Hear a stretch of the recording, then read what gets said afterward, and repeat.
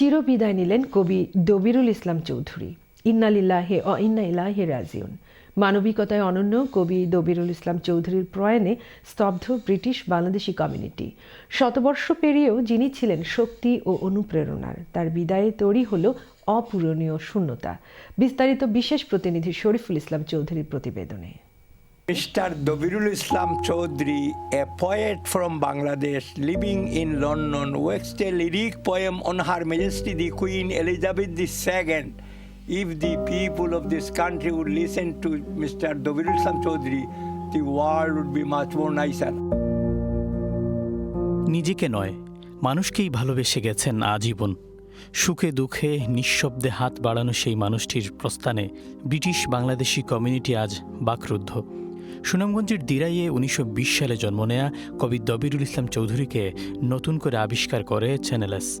করোনাকালীন সময়ে রোজা রেখে 100 বছর বয়সেও পায়ে হেঁটে ফান্ডরাইজিং, শক্তি আর অনুপ্রেরণার মিশেলে নির্মিত এক পূর্ণাঙ্গ প্রাণ। 50s-এ 60s-এ তিনি মানুষদেরকে হেল্প করতেন। তিনি কার কোম্পানিতে ভালো জায়গায় চাকরি করতেন, লেখাপড়া ছিল তার।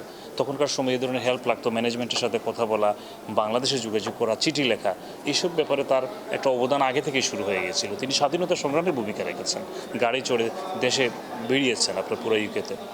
আর তার গল্প, অনেকগুলো গল্প আছে মনে পড়ে। ধরেন একটা আমার এখনও মনে পড়ে, তিনি এমসি কলেজে যখন আসেন প্রথম ভর্তি হতে, তিনি দিরাই থেকে ঘোড়ায় চড়ে এসেছিলেন। তার শারীরিক যে একটা সুস্থতা, 100 বছরেও তিনি কিন্তু খুবই সুস্থ ছিলেন।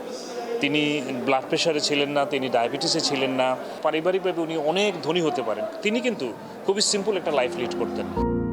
দ্বিধাহীন চলার গতি বয়সের কাছে একটু হার মানেনি। 106 বছর বয়সে রয়্যাল লন্ডন হাসপাতালে তিনি চিকিৎসাধীন অবস্থায় মৃত্যুবরণ করেন। আমার আব্বা দবিরুল ইসলাম চৌধুরী ওবি, উনি মারা গেছে এই সকাল 1:20 AM রয়্যাল লন্ডন হসপিটাল। ওনার একটা ইউরিনারি ট্র্যাক্ট ইনফেকশন ছিল, ওইটার পরে সেপসিস, ওনার অর্গানসে এটা হিট করে আমরা অ্যাডমিনিস্টার করছি একটা স্ট্রঙ্গার অ্যান্টিবায়োটিক। উনি কিন্তু এটা রেসপন্ড করছে ভেরি ওয়েল, এটা ফাইট করে একটা সিস্টেমে নিয়ে আসে। কিন্তু অ্যাট দি এন্ড 6 সপ্তাহ ছিল at the royal London hospital. উনি সারাদিন ফাইট করতেছিল, কিন্তু হ্যাপি ছিল। কিন্তু ওর নিউমোনিয়া হয়ে ওনার বডি এটার কোপ করতে পারে নাই। দবিরুল ইসলাম চৌধুরী শুধু মানবিক কাজ করেই নিজেকে নিয়ে গেছেন এক অনন্য উচ্চতায়।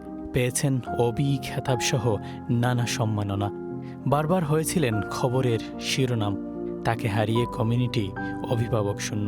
কমিউনিটির লাগি যে তাইনোর যে লাভ, যেটা যে এফেকশন, যে কিলা কমিউনিটির হেল্প করতাম, কিলা কমিউনিটির তাইন মনে করছেন তাইনোর বইতে কিলা তাইন হেল্প করতা।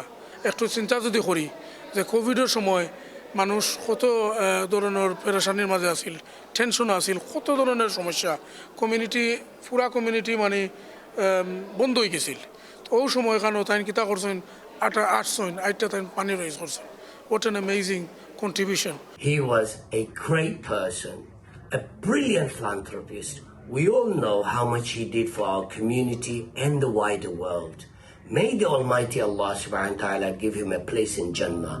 স্বাধীনতার সময় থেকে আর্থসামাজিক উন্নয়নে নানা অবদান রাখলেও ব্রিটেন জুড়ে পরিচিতি লাভ করেন চ্যানেল এসের ফান্ডরাইজিংয়ের মাধ্যমে।